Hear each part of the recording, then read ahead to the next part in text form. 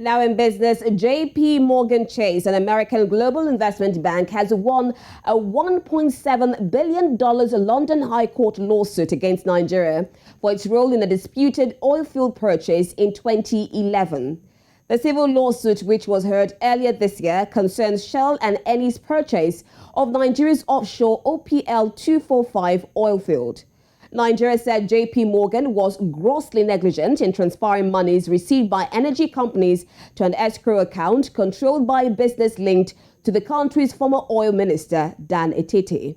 According to Nigeria, the transactions violated JP Morgan's Queen's Care responsibility, which requires banks to refuse a customer's orders if doing so will assist a fraud against that customer. However, a London High Court judge said no such breach took place, the ruling on Tuesday. Joining us live on News Center now is Gbolahan Olojede, Director, DMA Advisory Services Limited. It's good to have you join us on the news at this time. So, Bola, if you can hear me, the High Court in London has ruled, and unfortunately is not in favor of Nigeria. Can such a case be appealed, and do you think Nigeria will appeal this judgment? Well, I'm not so sure that Nigeria has much of a case or a strong case. And the reason is because the decision made was premised on a fundamental issue, and that is the fact that Nigeria needed to show that it was defrauded and that JP Morgan knew about that fraud but did not take a step to stop it. Now it is very difficult for Nigeria to establish the fact that there was a fraud because it was Nigeria that gave an instruction.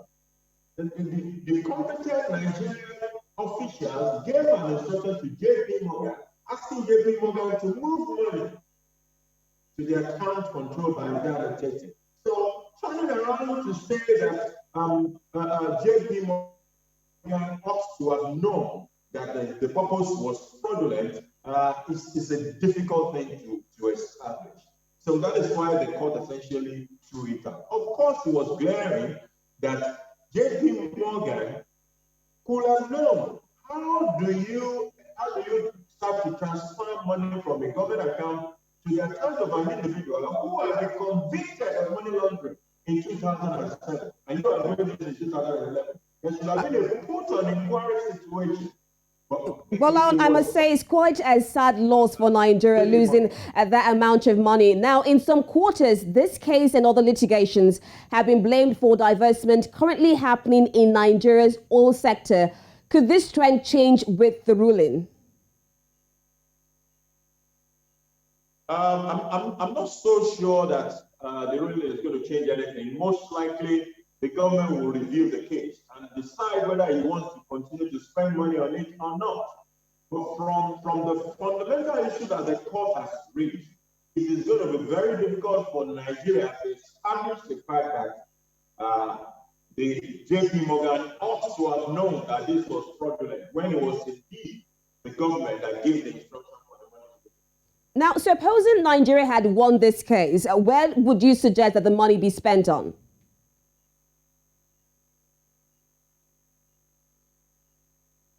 Sorry, I didn't hear that.